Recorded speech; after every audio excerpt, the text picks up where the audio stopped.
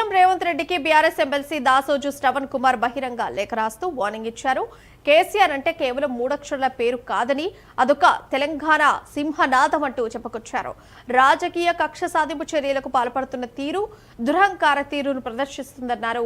కేసీఆర్ ఒక వ్యక్తి కాదని, ఈ జాతి ఆత్మగౌరవానికి ప్రతీక, ఒక అజేయమైన శక్తి అన్నారు. కేసీఆర్ అంటే తెలంగాణ అస్తిత్వ జ్వాల అని, దాన్ని ఆర్పాలనుకుంటే నీ అహంకారమే భస్మమైపోతుంది, జాగ్రత్త అంటూ హెచ్చరించారు. అధికారం అనేది కేవలం 5 ఏళ్ల అద్దె ఇల్లు మాత్రమేనని, శాశ్వతమైన ప్రైవేట్ ఎస్టేట్ కాదని గుర్తుపెట్టుకోవాలంటూ సూచించారు.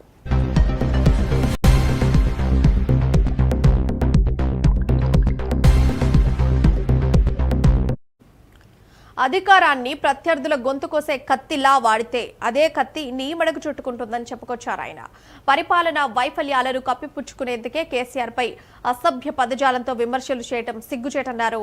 చేతనైతే కేసీఆర్ కంటే అన్ని రంగాలలో మెరుగైన విజయాలు సాధించి చూపించాలని సవాల్ చేశారు. వినాశకాలే విపరీత బుద్ధి అని రేవంత్ నీకు శిశుపాలుడి గతే పడుతుందంటూ వార్నింగ్ ఇచ్చారు. ప్రపంచ చరిత్ర పాఠాలు తిరిగేసి చూస్తే, అనగదొక్కాలని చూస్తే ప్రజల్లో సానుభూతి 1000 రెట్లు పెరుగుతుందన్న విషయం తెలుస్తోందన్నారు.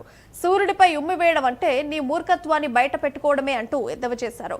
పాలకుల అహంకారానికి ప్రజల ఆత్మాభిమానానికి మధ్య జరిగే యుద్ధంలో ఎప్పుడూ ఆత్మాభిమానమే గెలుస్తుందన్నారు.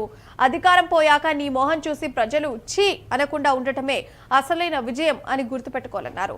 ప్రత్యర్థులను హింసిస్తే చరిత్ర నిన్ను ఒక రాజకీయ విలన్ గానే ముద్ర వేస్తుందంటూ దాసోజు శ్రవణ్ తెలిపారు.